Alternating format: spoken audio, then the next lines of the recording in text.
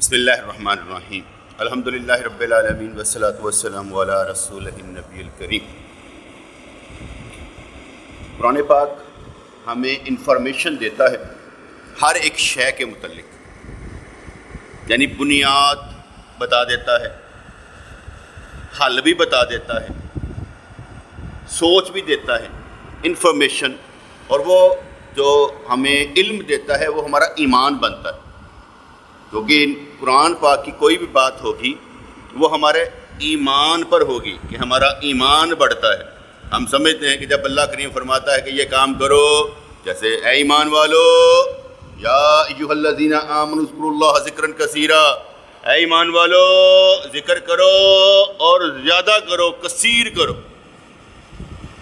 اب جب یہ انفارمیشن اللہ نے دی کہ کثیر، اب اس کا اینڈ کوئی نہیں ہے کہ کنہ جنی تیری اوقات ہے انہیں کر لے یار، جنہ تیرا دل کرتا انہیں کر لے، جنہ تو کر لے گا اُنہ ہی گھٹ ہے، جنہ تو چل لے گا اُنہ ہی گھٹ ہے، جتنا تم دین پر عمل کرو گے اتنا ہی کم ہے، جتنا زیادہ سے زیادہ ہوگا تو نے سمجھنا ہے اور دوڑ لگانی ہے، سوچنے کا وقت اب نہیں ہے۔ کوئی بندہ کہنا میں سوچتا ہوں، سوچنے کا وقت بالکل نہیں ہے، عمل کرنے کا وقت ہے، اور اگر مل جائے حق تو حق کے اوپر دوڑنے کا وقت ہے۔ آخری دو صورتیں تو آپ نے پڑھی ہوں گی نا، قل اعوذ برب الفلق، قل اعوذ برب الناس۔ اس میں ہم کیا کرتے ہیں؟ پناہ مانگتے ہیں حاسدوں کے حسد سے، شکوک و شبہات پیدا کرنے والوں سے، رات کے اندھیروں سے۔ جس کا مطلب یہ ہوا کہ اللہ کی پناہ بھی مانگتے جانا ہے اور ہم نے دوڑتے بھی جانا ہے۔ شک شبے والی کوئی بات کرے تو ہم نے علم کے ساتھ اسے رد کرنا ہے، کیونکہ یہاں پر دو طرح سے مارا جاتا ہے نا۔ ایک تو مارا جاتا ہے کہ ہمیں علم نہ ہو اور ہمیں جہالت پھیلائی جائے۔ جب جہالت پھیلائی جائے گی، علم ہمیں نہیں ہوگا تو ہم کیسے دوڑیں گے؟ جاہلوں کی طرح دوڑتے نظر آئیں گے۔ اور جب کوئی بات کرے گا تو ہم پتہ نہیں یار سچی ہے کہ نہیں، ایسے ہی کہندا پہ کہ نہیں۔ ہمارے پیر مرشد رحمۃ اللہ علیہ کے پاس ایک بندہ آیا، کہتے ہیں یہ کتب کون ہوتے ہیں، یہ ابدال کون ہوتے ہیں؟ آپ نے فرمایا کہ بھی کتابوں میں لکھا ہے کہ کتب مطار ہوتا ہے، کتب الاکتاب ہوتا ہے، ابدال 40 ہوتے ہیں۔ اس نے پھر دوسرا سوال ٹھوک دیا، اچھا یہ کہاں پر ہوتے ہیں؟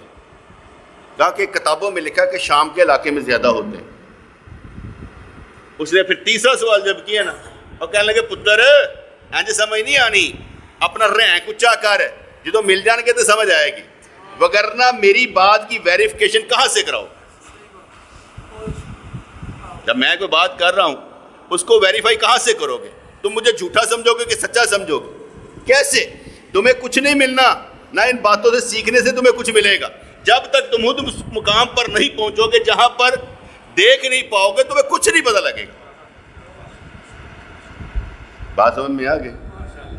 میں آپ کو حدیث سناؤں، میں آپ کو صحیح حدیث سناؤں کہ حضور علیہ الصلوۃ والسلام و تحیۃ والثنا، آپ تہجد کے لیے اٹھے اور ساتھ ہی تو فاطمہ الزہرا کا گھر تھا۔ اب بھی جیسے حضرت عائشہ اور حضرت فاطمہ کا گھر کا ایک حجرے میں ہی ہے، تو اٹھے تو آپ نے آواز لگائی، ہاں بھائی تہجد نہیں پڑھنی، مفہوم سمجھا رہا ہوں تو پنجابی ذرا، تہجد نہیں پڑھنی۔ تو حضرت علی رضی اللہ تعالیٰ عنہ نے جواب دیا، ہماری روحیں سوئی ہوئی ہیں، جب وہ جگائے گا تو جاگ جائیں گے۔ جدا مفہوم سی کہ سرکار تھی چلو اسی والے ستے ہیں۔ تو سرکار نے جاتے جاتے، یہ حضرت علی ہی راوی ہیں اس حدیث کے نا، جاتے جاتے فرمایا کہ کیسا ہے وہ قرآن پر جھگڑتا ہے، قرآن پاک پر جھگڑتا ہے۔ اب کس کے بارے میں؟ کس نے کہا؟ حضرت علی نے۔ لیکن ہم اس حدیث پر بھی عمل نہیں کرتے، ہم اس حدیث پر بھی یہ نہیں کہتے کہ مولا علی نے یہ فرمایا اور نبی نے یہ فرما دیا، اور یہ آیت جو اس نبی نے پڑھی یہ تو آتا جھگڑالو کے بارے میں۔ ہم نہیں بولتے، کیوں؟ اس لیے نہیں بولتے کہ یہ نبی کا معاملہ ہے صحابہ کے ساتھ، اور حضور علیہ الصلوۃ والسلام و تحیۃ والثنا تزکیہ نفس کرنے والے ہیں. سمجھ آئی؟ تزکیہ نفس کرنے والے ہیں. ایک ہی بار میں سب کو ایسا نہیں اندر ڈالا کہ سارے کے سارے بدل گئے ہوں, ایسا نہیں ہوا. آخری دم تک تزکیہ نفس ہوتا رہا. صحابہ نے غلطیاں کی, سرکار نے سزائیں دے کر, ہاتھ کاٹ کر, رجم کر کے بتایا ایسے کرنا ہے.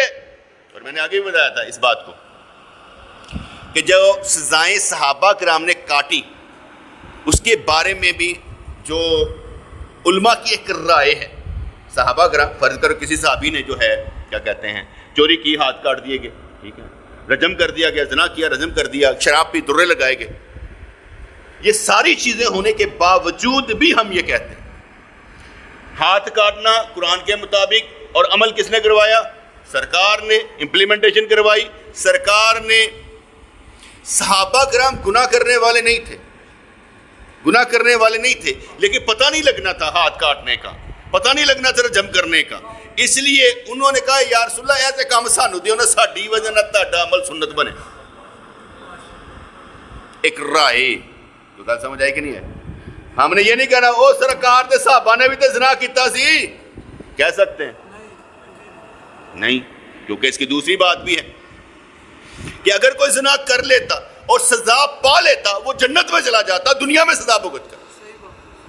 اور ایسی توبہ ہے, سزا پانا ایسی توبہ ہے کہ جس سے گناہ معاف ہو جاتے. اب آپ اس کو زانی نہیں کہہ سکتے, آپ اسے شرابی نہیں کہہ سکتے, آپ اس کو چور نہیں کہہ سکتے. اس سے صحابہ کرام کے متعلق آپ بول نہیں سکتے, کیونکہ انہوں نے کہا ہم پر آنے دیں سرکار, ہم بھگت لیں گے, آپ ایک سنت بنائیں. یہ ایک رائے ہے. کیا ہے؟ رائے ہے. حدیث پاک میں یہ تو بات پکی ہے نا کہ ایک زانی کو جب سزا ملی تو ایک صحابی پر جو تھے خون کے قطرے گرے, تو اس نے جا کر کہا اتنا لعنتی خون مجھ پر لگ گیا ہے. سرکار نے فرمایا کیا کہتے ہو, اس نے ایسی توبہ کی ہے کہ پورے مدینے پاک میں بانٹتے تو سب کی توبہ قبول ہو جائے. یہ تو ہمیں معلوم ہے. اس لیے میں کہتا کہ دھیان سے بات کرنی ہے, جب کوئی سوچ سمجھ کر. اس لیے صحابہ کرام کے متعلق بات نہیں کرنی. حضرت علی رضی اللہ تعالیٰ عنہ کو فرما دیا, جیسے ایک ہم حدیث پڑھتے ہیں صحیح بخاری 28:12 کہ اے عمار تجھے ایک باغی گروہ شہید کرے گا. صحیح بخاری کی ہے, 28:12 حدیث ہے, مختلف ہے, 440 نمبر بھی اس کا آتا ہے کیونکہ ایک حدیث ایک مرتبہ نہیں آتی. جیسے باغی فتح کی حدیث 5-6 راویوں سے ہوتی ہوئی آئے گی, کسی میں کچھ لکھا ہوگا کسی میں کچھ لکھا ہوگا, ہم ان پر ڈاٹ بنا کر آگے چلتے ہیں. ہم ان پر ڈاٹ بنا کر آگے چلتے, اس کا مطلب یہ ہو سکتا ہے. اس لیے صحیح بخاری حضور علیہ السلام نے فرمایا اے عمار تجھے ایک باغی گروہ شہید کرے گا. اب بات ہمارے سامنے آ گئی, اور لڑائی کس کے ساتھ ہوئی تو بتائے گا, تو بتائے گا. جب صفین کے مقام پر لڑائی ہوئی حضرت علی اور حضرت معاویہ رضی اللہ تعالی عنہما کے درمیان, جب یہ صفین کے مقام پر لڑائی ہوئی, اس لڑائی میں حضرت عمار شہید ہوئے. اور سرکار نے کیا فرمایا تھا کہ تجھے ایک باغی گروپ شہید کرے گا. اور جب حدیث پاک آگے تو آپ کیا سوچیں گے؟ حدیث موجود ہے, آپ کیا سوچیں گے؟ آپ یہ کہیں گے کہ بھئی حدیث ٹھیک ہے تو گروپ کون سا ہوگا؟ حضرت معاویہ رضی اللہ تعالیٰ عنہ, ان کا گروپ ہوگا جس نے شہید کیا. ہم کہیں گے یہ نہیں ہوگا. اگر ایسا ہوتا تو باغی دو طرح کے ہوں گے. باغی دو طرح کے. جب حضرت ابوبکر صدیق رضی اللہ تعالیٰ عنہ نے, جنہوں نے زکوٰۃ نہ دی, ان صحابہ سے لڑائی کی تو ان کو مرتد کہا گیا, کیونکہ انہوں نے زکوٰۃ نہیں دی, خلیفہ کا حکم نہیں مانا, تو ان کو قتل کیا گیا. وہ صحابہ مرتد ہو گئے. اب اگر دوبارہ ایمان لائے تو تابعی ہو سکتے ہیں, صحابی نہیں ہو سکتے. کل سمجھ آئی کہ نہیں آئی؟ صحابہ نے صحابہ سے لڑائی کی نا سمکھانے کے لیے کہ جدوں مسلمانوں درمیان صحابہ کے درمیان لڑائی ہوئی تو پھر کیوں ہونا؟ نبی نے تو نہیں نا سکھانا تھا, یہ تو سکھانا تھا. اب حضرت علی رضی اللہ تعالیٰ عنہ اور حضرت معاویہ رضی اللہ عنہ جب صفین کے مقام پر جنگ ہوئی, کیا کسی بھی حدیث میں مولا علی نے فرمایا ہو یہ باغی ہیں؟ کسی ایک حدیث میں فرمایا ہو مولا علی نے یہ جمل والے صفین والے یہ باغی ہیں؟ کہیں فرمایا ہو؟ نبی نے نہیں فرمایا. اور مولا علی نے فرمایا، جس کا مطلب مولا علی نے اس کو ایسے نہیں لیا۔ جو لے رہے ہیں وہ کون ہیں؟ جن کو یہ پروپیگنڈا کیا جاتا ہے کہ صحیح حدیث کے مطابق 28/12 کے مطابق حضرت معاویہ رضی اللہ تعالیٰ عنہ وہ کیونکہ جنگ صفین میں تھے، مقابل تھے حضرت علی رضی اللہ تعالیٰ عنہ، اس لیے وہ باغی گروپ تھا۔ حدیث عمار پڑھ لو، پڑھ لی باجی، حدیث عمار پڑھ لی، اب بتائیں کیا کرنا ہے؟ جیسے ایک اور پروپیگنڈا میں کیونکہ سمجھنے کی بات ہوتی ہے، حدیث ثقلین ہم پڑھ دیں۔ حدیث ثقلین کیا کہتی ہے؟ حضور فرما رہے ہیں کہ میں 2 چیزیں چھوڑ کر جا رہا ہوں، ایک قرآن اور ایک میرے اہل بیت۔ اہل بیت کے بارے میں ذرا دھیان سے رہنا، ٹھیک ہے؟ سمجھ آ گئی؟ حدیث ثقلین کیا کہتی ہے؟ 2 باری چیزیں چھوڑ کر جا رہا ہوں۔ مختلف ہے نا بیٹا یہ حدیث سے، یہ حدیث مختلف ہے، ٹھیک ہے؟ لیکن الفاظ کے ساتھ ہم یہی کہتے ہیں کہ سرکار میں قرآن، ایک جگہ آتا قرآن اور سنت، ایک جگہ آتا قرآن اور اہل بیت۔ جب کہا جائے کہ قرآن اور اہل بیت، میں 2 چیزیں چھوڑ کر جا رہا ہوں، قرآن اور اہل بیت، آپ نے بھی سمجھ لیا۔ اچھا یہ بتائیں کیا کروں؟ آپ سے پوچھنا پڑتا ہے تاکہ سمجھ نہ کہ یار جو سن دے پہ کو سمجھ دے بھی۔ اہل بیت کون کون ہے؟ اہل بیت میں کون کون شامل ہے؟ کیا کہتے ہیں؟ اہل بیت میں شامل ہیں حضرت علی، حضرت جعفر، حضرت عباس، حضرت عقیل، نبی پاک علیہ الصلوۃ والسلام کی بیویاں، آپ کی اولادیں، ڈیفینیٹلی یہ سارے کے سارے جو ہیں یہ اہل بیت میں شامل ہیں، اور ان بنو ہاشم پر زکوٰۃ نہیں لگتی، ان سب پر زکوٰۃ نہیں لگتی، اہل بیت میں شامل ہے۔ اہل تشیع کہیں گے نہیں، صرف 4 تن، صرف 4، حضرت علی، سیدہ فاطمہ، حضرت حسن حسین، بس 4 تن، یہی ہے اہل بیت، باقی سب کا انکار، قرآن کا انکار، دیگر چیز انکار، ہر چیز کا انکار، کیونکہ وہ تو ازواج مطہرات کو بھی نہیں نہ مانتے، قرآن کو نہیں مانتے، وہ کہتے ہیں یہ قرآن نامکمل ہے، اس قرآن کو بھی نہیں مانتے، ان کی کتابوں میں لکھا ہے کہ اس قرآن کو نہیں مانتے۔ ہم کہتے ہیں اہل بیت میں شامل ہیں حضور کی بیویاں، اولادیں، حضرت علی، حضرت عباس، حضرت جعفر، حضرت عقیل، یہ سارے کے سارے بنو ہاشم والے یہ شامل ہیں کس میں؟ اہل بیت میں۔ تو سرکار نے کیا فرمایا؟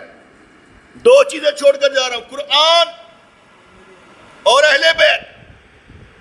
قرآن تو سمجھ میں آیا نا کہ قرآن کی ہم نے پیروی کرنی ہے، تابعداری کرنی ہے، عمل کرنا ہے، قرآن تو سمجھ میں آیا، اور قرآن پر عمل نبی نے کر کے دکھایا، قرآن پر عمل نبی نے کر کے دکھایا۔ نماز پڑھنے کا طریقہ کہاں سے ملے گا؟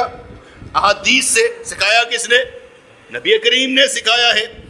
طلاق کے معاملے ہوں، عدت کے معاملے ہوں، معاشرتی آپ کے مسائل ہو، کس نے سکھایا؟ روزہ، زکوٰۃ، حج کا طریقہ کس نے سکھایا؟ نبی نے۔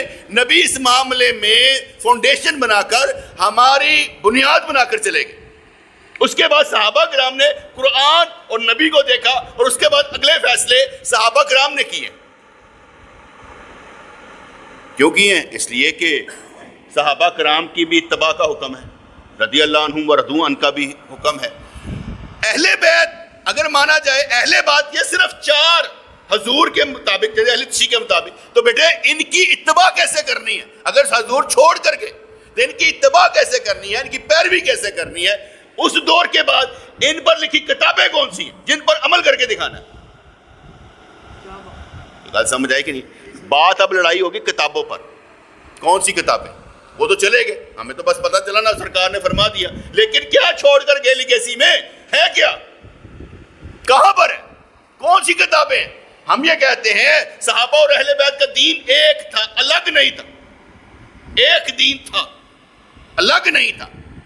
اس لیے حدیثیں مختلف ہو سکتی ہیں، حدیثیں مختلف ہو سکتی ہیں، لیکن قانون اصول وہی رہے گا جو میں بیان کر رہا ہوں۔ اب صحیح حدیث پر آ جائیں، صحیح بخاری 28:12، اے عمار تجھے ایک باغی گروہ شہید کرے گا۔ حضرت معاویہ رضی اللہ تعالیٰ کی ڈیمانڈ تھی کہ علی پہلے قاتلین عثمان ڈھونڈ، پھر میں تمہارے ہاتھ پر بیعت کروں گا۔ پھر میں تمہارے ہاتھ پر بیعت کروں گا. پہلے قاتلین عثمان ڈھونڈ قصاص لینا ہے میں, کیونکہ رشتے دار تھے نا, چچازاد تھے. کہا میں حق رکھتا ہوں. اور آپ کو یاد ہوگا حضرت عثمان غنی رضی اللہ جب خلیفہ بنے تو پہلا کیس جو ان کے پاس پیش ہوا تھا وہ حضرت عمر فاروق رضی اللہ عنہ کے بیٹے کا تھا, جس نے ابو لولو فیروز کے ساتھ جو بندے تھے, جو سمجھا کہ یار یہ بھی ان کے ساتھ گروپ میں شامل تھے, ان کو مار دیا تھا. تو سب سے پہلا کیس جو قصاص کا پیش ہوا تھا وہ یہ تھا. اور حضرت عثمان غنی رضی اللہ عنہ نے فیصلہ کیا تھا کہ میں ایز اے خلیفہ یہ فیصلہ کرتا ہوں کہ اس کا عمل غلط ہے, لیکن میں اس کی طرف سے قصاص خون بہا دے دیتا ہوں, دیت دے دیتا ہوں, اسے معاف کرتا ہوں. یہ فیصلہ کیا گیا تھا. اب حضرت علی رضی اللہ تعالیٰ پر بھی یہ فیصلہ آیا کہ عثمان کے قاتل ڈھونڈو. اب وہ کون تھے؟ کہتے ہیں حضرت علی کی فوج میں تھے. وہ جو اشتر ہے اس کا نام ملتا ہے مصنف ابن شیبہ میں کہ جب عبداللہ بن عمر رضی اللہ تعالیٰ کو گورا لگایا حضرت علی رضی اللہ عنہ نے, تو اس کے پاس گئے, کہنے لگے کہ وہ گورا لگا دیا. کہتا ہے کہ انہوں نے گورا لانا سے بڈھے نے ماریا کیوں ہے, یعنی عثمان کو مارا کیوں ہے. کتابوں میں ملتا ہے, لیکن ہم خاموش رہتے ہیں کہ کل پتہ نہیں لگتا نا کہ کی ہو ایسے کی نہیں, ہم خاموش رہتے ہیں. ان کی ڈیمانڈ تھی کہ بدلہ لیا جائے, قصاص لیا جائے اور ہمیں لے کر دیا جائے. حضرت علی فرما رہے تھے اور حق پر تھے کہ پہلے تم ہماری بیعت کر لو, ان کو ڈھونڈ لیتے ہیں. انہیں کہا کہ آگے مدینے پاک میں رولا پڑا ہوا ہے, سمجھ نہیں آ رہی, تو کریں کیا. اس لیے ان کی ڈیمانڈ وہاں پر ہے. حضرت علی رضی اللہ تعالیٰ عنہ نے مشورے کیے اور اس کے بعد صفین کے موقع پر جا کر حضرت معاویہ سے جنگ کی. جانے والے کون تھے؟ صفین کے مقام پر حضرت علی بیٹے جنگ کرنے گئے تھے, حضرت معاویہ جنگ کرنے کے لیے نہیں آئے. اگر کوئی اس کے دماغ میں ہوتا ہے کہ حضرت معاویہ مقابل میں آئے تھے, انہوں نے ڈیفینسو لڑائی لڑی تھی, یہ گئے تھے. حضرت علی رضی اللہ عنہ صفین کے مقام پر یہ تھے اور خلافت کے لیے لڑائی کی, خلافت کے لیے لڑائی کی کہ مجھے خلیفہ مانو, بیعت کرو, نہیں تو میں لڑوں گا. ٹھیک ہے,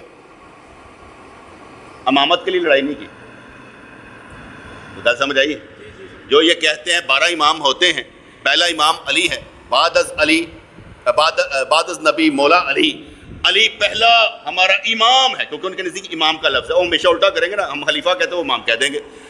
مولا علی نے امامت کی نہیں اور امامت کے لیے لڑائی کی نہیں. اور اگر کہا جائے جو سرکار نے منع فرمایا صرف ہاتھ تلوار نہیں چکنی, تو بھئی خلافت کے وقت بھی اٹھائی ہے, وہاں بھی تو تلوار اٹھائی ہے نا, جمل کر دی, صفین کر دی. جس کا مطلب ہے کہ جو یہ پہلا امام مانتے ہیں وہ سیدنا علی پر بہتان لگاتے ہیں, قرآن و سنت کو بدل کر رکھ دیتے. ایسے لوگ مسلمان ہی نہیں ہیں. یہ بہتان ہی ہے نا. ایک مولا علی جو ہیں انہوں نے امامت کی ہی نہیں, پہلے امام ہیں ہی نہیں, اور ان پر بہتان لگایا. پہلے امام ہی حضرت علی تھے. انہوں نے جس نے امامت کی ہی نہیں اور ان پر قرآن و سنت سے ثابت کیا جائے, دیکھو قرآن میں یہ آتا ہے, یہ آتا ہے. غدیر خم کے مقام پر سرکار نے فرما دیا تھا میرا وسیع میرا جانشین مولا علی ہوگا, فرما دیا. مولا علی نے جب عمل نہیں کیا, اور جیسے وہ آتا تھا نا, یہ شہنشاہ نقوی نے کہہ دیا تھا غدیر سے پہلے اگر کسی نے کلمہ پڑھ لیا ہو تو وہ جنت میں جا سکتا ہے, لیکن غدیر کے بعد جب تک علی ولی اللہ نہیں شامل کرے گا وہ جنت میں نہیں جا سکتا. کہا تھا نا. تو سوال یہی پیدا ہوتا ہے نا کہ حضرت علی رضی اللہ تعالیٰ نے اپنی امامت کا کلمہ پڑھایا کب ہے؟ حضور نے رسالت کا کلمہ پڑھایا نا, آپ پڑھتے ہیں نا رسالت کا کلمہ, امامت کا کلمہ پڑھایا کب ہے؟ جس علی نے پڑھایا نہیں, اگر قرآن و سنت میں تھا اس نے پڑھایا نہیں تو علی کافر ہو گیا. نبی کریم کو نہیں فرمایا گیا تھا, نبی کریم کو فرمایا گیا تھا کہ وَأَنذِرْ عَشِيرَتَكَ الْأَقْرَبِينَ, اپنے رشتہ داروں کو ڈر سنائے. تو سرکار ڈر گئے. مسند احمد بن حنبل کی روایت ہے, سرکار ڈر گئے کہ انہوں نے کہنا ہے, کیونکہ 3 سال تک سرکار نے اپنے آپ ہی بس 3-4 بندے جانتے ہیں نمازہ پڑھ دے اپنے خانے کعبے. حضرت علی پڑھ رہے ہیں, حضرت ختیجہ پڑھ رہی ہیں, حضور پڑھ رہے ہیں, سجدے کر رہے ہیں, لوگ دیکھ رہے ہیں, ٹھیک ہے, کوئی مسئلہ نہیں, اپنے آپ لگے رہیں تو کوئی مسئلہ نہیں. لیکن جب حکم ہوا وَأَنذِرْ عَشِيرَتَكَ الْأَقْرَبِينَ, اپنے رشتہ داروں کو ڈر سناؤ, سرکار ڈر گئے. جب سرکار ڈر گئے, حضرت جبرائیل علیہ السلام تشریف لائے اور عرض کی حضرت کام کرنا پڑے گا. قرآن اتر آیا, اگر آپ نے یہ عمل نہ کیا تو آپ کو رسالت سے نکال دیں گے. یہ بھی ہو گیا قرآن پاک. حضور نے پھر وہ کیا کہتے ہیں قرآن کی چوٹیوں پر دعوت دی سب کو, جس میں حضرت علی رضی اللہ کہتے ہیں کہ وہ پاوے اور کیا کہتے ہیں لسی بنائی تھی، کہا جاتا ہے کتابوں میں آتا ہے، تو وہ بنائی تھی، تو کسی نے بھی مانا نہیں، انکار کر دیا، اور صرف حضرت علی نے کہا کہ میرے پاؤں کمزور ہے، میرے ہاتھ کمزور ہے، لیکن میں آپ کا ساتھ دوں گا۔ بات سمجھ میں آئی کہ نہیں آئی؟ کیا اعلان کیا کہ نہیں کیا؟ مولا علی نے حضور بنا کر کے قرآن سے ثابت تھا، انکار کیا، وہ تو مننے ہی نہیں، وہ تو چوتھے خلیفہ ہیں، اس لیے اگر کوئی ان کو مانتا پہلا امام تو کافر ہے، کیونکہ مولا علی پر بہتان ہے۔ پھر حدیث صحیح 28-12 پہ آ جاتے ہیں، حضور نے فرما دیا، حضور کی بات کو سمجھنے کے لیے بھی تو کچھ چاہیے کہ نہیں؟ جیسے ہم کہتے ہیں رفع یدین کی بھی حدیثیں موجود ہیں اور رفع یدین کے خلاف بھی موجود ہیں، اب کریں گے کیا؟ ہم نے قانون بنا دیا کہ 4 ائمہ کرام میں سے حنفی، شافعی، مالکی، حنبلی 2 کرتے ہیں رفع یدین، 2 کرتے ہیں رفع یدین نہیں۔ تم لوگوں نے ان کی فقہ پر چلتے ہوئے قرآن و سنت کے مطابق ایک کی پیروی کر لو، رفع یدین کرنا ہے تو شافعی ہو جاؤ، حنبلی ہو جاؤ، نہیں کرنا مالکی ہو جاؤ، حنفی ہو جاؤ۔ رفع یدین منع نہیں ہے، منسوخ نہیں ہے۔ اگر کہیں گے منسوخ ہے، ختم ہو چکا ہے، تو باقی 2 امام کر رہے ہیں۔ یہ قانون اس لیے بنایا گیا تھا مسلمانوں میں لڑائی ختم ہو جائے، ہر ایک کے بعد دلیل تھی قرآن اور سنت کی۔ اب جو 28-12 کی حدیث سے حضرت معاویہ رضی اللہ کو باغی کریں گے، تو میں نے آگے بتایا کہ باغی وہ تھے، مرتد وہ تھے جن سے حضرت ابوبکر صدیق نے زکوٰۃ کے وقت میں جنگ کی اور گردنیں اڑا دی۔ کیا حضرت علی نے باغی سمجھ کر ان کو لڑائی کی تھی؟ اور اگر باغی سمجھ کر لڑائی کی تھی تو پھر واپس کیوں آگے صلح کر کے، اور پھر کیوں کہا جمل و صفین میں کہ یہ ہمارے بھائی ہیں، جو بھی لڑے ہیں، کوئی ان کا کیا کہتے ہیں لونڈیاں نہیں بنیں گی، کوئی ان کا مال غنیمت اکٹھا نہیں کیا جائے گا، ان سب کے جنازے پڑھے جائیں گے۔ اور سب کے جنازے ہوئے تھے، پڑھانے والے کون تھے؟ یہی تھے، اپنی اپنی جماعتوں میں پڑھائے گئے تھے۔ اگر حضرت علی رضی اللہ نے ان کو باغی کہا اور باغی اس حدیث کے مطابق کہا تو ہم مان لیں گے۔ اب باغی کون تھے آپ سمجھ لیجئے گا۔ حضرت علی رضی اللہ کی فوج میں بھی اور حضرت معاویہ کی طرف یہ پھیل چکے تھے۔ حضرت معاویہ رضی اللہ تعالیٰ البتہ عبداللہ بن سبا کو اپنے ادھر آنے نہیں دیا، وہ کوفے میں ہی رہا، اور کوفے میں شیعوں کا گڑھ تھا، یعنی کہ باغیوں کا گڑھ تھا۔ اس لیے حضرت علی رضی اللہ تعالیٰ نے جب صفین کے مقام پر حملہ کیا اور اس کے بعد 1 دن یا 2 دن کے بعد حضرت معاویہ رضی اللہ تعالیٰ نے حضرت عمر بن العاص سے مشورہ کیا تو کہا گیا کہ علی قرآن کو بڑا مانتا ہے، آپ اس سے کہیں کہ قرآن کے مطابق فیصلہ کر لیں۔ کہا ٹھیک ہے، قرآن لے کر گئے کہ قرآن کے مطابق، اور نیزوں پر نہیں اٹھایا تھا، یہ سب جھوٹ ہے۔ آپ مجھے بتائیں نیزوں پر اٹھانے والا قرآن ہو سکتا ہے؟ کہ کنے قرآن ہون گے یار، کنے قرآن ساڈے نال تو گئے پھاڑ کے نیزے تو اٹھایا گیا۔ یہ اتنا بڑا جھوٹ بولا ہوا ہے تاریخی کتب میں کہ ہم درسی کتابوں میں پڑھتے رہے ہمارے معاویہ نے نیزوں پر سارے قرآن اٹھا کے آ گئے جی، گھوڑے سے بیٹھے نے، اٹھا سے بیٹھے، وٹ نان سینس یار۔ وہ کتنے قرآن تھے اس وقت؟ یہ سب جھوٹ ہے۔ یہ کہا تھا گل اینی سی کہ قرآن کے مطابق فیصلہ کروا لیتے ہیں، اور جب قرآن کے مطابق فیصلے کی باری آئی تو حضرت علی نے فرمایا کہ مان لیتے ہیں۔ ٹھیک ہے جی، مان لی گئی۔ 2 گروپ نے، ایک کیا کہتے ہیں حضرت عمر بن العاص ادھر سے تھے، حضرت معاویہ رضی اللہ کی طرف سے کہا کہ یہ ہمارا بولنے والا ماؤتھ پیس ہوگا، ادھر سے حضرت موسیٰ اشعری رضی اللہ تعالیٰ عنہ۔ 2 گروپ بنے۔ اب آپ نے یہاں پر ہی سمجھنا ہے، حضرت ابو موسیٰ اشعری اور حضرت عمر بن العاص، تاریخ کہتی ہے جو ہماری کتابوں میں لکھی ہوئی ہے، تاریخ کہتی ہے کہ دونوں نے کہا کہ ہم مل کے فیصلہ کر دیں، تو علی نے مزول کر دی تو میں امیر معاویہ نے مزول کر دوں۔ تاریخ کی کتابوں میں ایسی لکھا ہوا ہے، آپ بھی پڑھ لیتے ہوں گے، لیکن کبھی عقل استعمال ہی نہیں کی ہوگی، صبح ہوتی ہے جی، ابو موسیٰ اشعری کہتے ہیں کہ میں حضرت علی کو معزول کرتا ہوں خلافت سے، دوبارہ چنتے ہیں، اور حضرت عمر بن العاص کہتے ہیں تم نے تو معزول کر دیا، میں اس کو قائم مقام رکھتا ہوں۔ کہتے ہیں سازش اینا گند کو لیا گیا، انہوں نے کیا یار ہے ابو موسیٰ اشعری نو کھڑا نہ کرو، ایتے بچہ نے سمجھ نہیں، عمر بن العاص بڑا چلاک ہے۔ خدا کی قسم ایسا ہوا ہی کچھ نہیں۔ مولا علی کے مقابلے میں حضرت معاویہ رضی اللہ تعالیٰ گورنر شام نے خلافت کا اعلان کب کیا ہوا تھا؟ جس کو مزول کیا گیا، وہ کبھی خلیفہ رہا ہی نہیں، اس کو تو خلیفہ بنایا حضرت حسن رضی اللہ تعالیٰ نے۔ اس سے پہلے تو خلیفہ تھا ہی نہیں. اور یہ کون سا معزول کرنے کا کام کتابوں میں لکھا گیا اور کنہوں نے یہ چھوڑی ہے؟ میں بتا دیتا ہوں، یہ وہی ہے اہل تشیع. یہ ان کا ہی کام ہے کہ کتاب درسی میں تاریخ دو میں ایسا گند گولا ہے کہ بندے سمجھ نہیں. آپ کبھی بھی دیکھیں گے، آپ کبھی بھی سوچئے محمد بن ابی بکر کو گدھے کی کھال میں ڈال کر ایسے مارا گیا، ٹھیک ہے نا. محمد بن قاسم کو جب واپس بلایا گیا اسے ایسے اونٹ کی کال میں ایسے کر دیا گیا. موسیٰ بن نصیر کو واپس بلایا گیا، دھوپ میں کھڑا کر دیا. جننے ساڈے لیڈر سن انہاں دا انجام دسیا جا رہا ہے کہ اج کیتا گیا، اج کیتا گیا. دس دے کون میرے تاریخ والے؟ بات سمجھ آئی کہ نہیں ہے؟ ہمارے لیڈروں کے متعلق یہ ہوا، یہ ہوا، یہ ہوا. اصل تو پتہ نہیں کسی کو کیا ہوا تھا، معلوم ہی نہیں ہے. لیڈروں کے ساتھ ایسا سلوک کم ہوتا ہے بیٹے، عزت دی جاتی ہے. میں ایک مثال دیتا ہوں. غزوہ موتا کے موقع پر جب 3 صحابی شہید ہوئے رومیوں کے مقابلے میں، حضرت خالد بن ولید نے جب جھنڈا اٹھایا نا، انہوں نے سوچ لیا کہ یہ لڑائی ہمارے حق میں صحیح نہیں ہے، وہ بچا کر لے کر آ گئے. اب مسلمان جو شیلے تھے انہوں نے کہا کہ تم بچا کر لے کے آیا ہے، وہیں پر شہید ہو جانا تھا. تو حضور نے کیا فرمایا؟ کہا نے بالکل ٹھیک کہتا ہے، یہ سیف اللہ ہے، یہ اللہ کی تلوار ہے، اسے گرنے نہیں دیا. مسلمان اپنے لیڈروں کو گرنے نہیں دیتا جو ٹھیک کر رہے ہوتے. یہ تاریخی کتب میں ایسا لکھ دیا گیا. بیٹے وہاں پر حضرت معاویہ رضی اللہ تو خلیفہ تھے ہی نہیں. یہ کس نے بکواس کر دی کہ میں معزول کرتا ہوں؟ یہ بھی یاد رکھیے گا، اصل ریکارڈ ہے ہی غائب کر دیا گیا تھا. اصل ریکارڈ یہ تھا کہ تم دونوں نے مل کر اور دوسرے صحابہ کو ساتھ ملاؤ، اور 6 ماہ کے بعد ہمیں رپورٹ تو لکھ کر تقریریں کر نہیں تھا.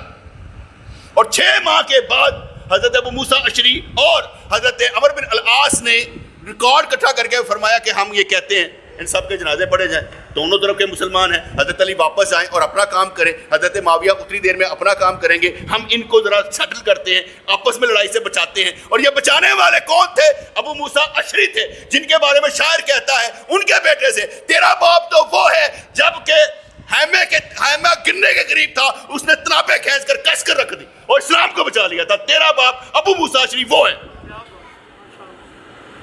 اس نے اسلام کو نیچے گرنے نہیں دیا. ہمیں معلوم ہی نہیں ہے، ہم پڑھتے ہی نہیں ہیں، ہم ڈس انفارمیشن کا شکار ہو جاتے ہیں. اب آپ اپنے ایمان سے بتائیں، دونوں کی طرف سے حاکم مقرر کیا تو ایک درمیان سے ایک گروپ نکلتا ہے جو کہتا ہے کہ ہم مانتے ہی نہیں ہیں، حاکم تو صرف اللہ ہوتا ہے. علی کافر ہو گیا. نکلا تھا کہ نہیں نکلا تھا؟ یہ تھے باغی، جس کو حضور نے فرمایا تھا باغی کرے گا، وہ اندر ہی تھا. وہ بعد میں نکلا ہے جس نے کہا کہ ہم نہیں مانتے علی کو. علی نے فیصلہ مقرر کرنے کے حاکم مقرر کیا، یہ علی کافر ہو گیا. اور جنگ نہروان کن سے ہوئی تھی؟ انہی سے ہوئی تھی، عبداللہ بن سبا سے. اور صحیح بخاری کے مطابق حضرت علی رضی اللہ عنہ اتنا غصہ تھا ان پر کہ ان کو زندہ جلایا تھا. اور عبداللہ بن سبا اتنا بغیرت تھا کہ مرتے ہوئے جلاتے ہوئے بھی کیا کہہ رہا تھا؟ اپنے عقیدے کا اتنا پکا اسے ثابت کرنا، کہتا دیکھو آگ لانا اللہ دا، یہ نا کام علی جڑا نا اللہ ہے. یہ اس کا عقیدہ تھا کہ علی اللہ ہے، اور آج بھی اس کے ماننے والے علی کو اللہ ہی مانتے ہیں. تو بات سمجھ آئی جائے کہ نہیں آئی؟ اب مجھے بتائیں کہ باغی گروپ کون سا تھا؟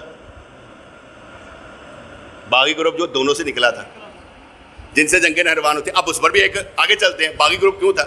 اسی باغی گروپ میں سے جو بچے تھے انہوں نے 3 بندے تیار کیے، 3 دہشت گرد تیار کیے، بم بلاسٹ کرنے والے. اور تینوں نے ایک ٹائم مقرر کیا کہ تم حضرت علی کو شہید کرنا ہے، میں عمر بن العاص کو کروں گا، میں حضرت معاویہ رضی اللہ کو کروں گا. ایسے ہی تھا.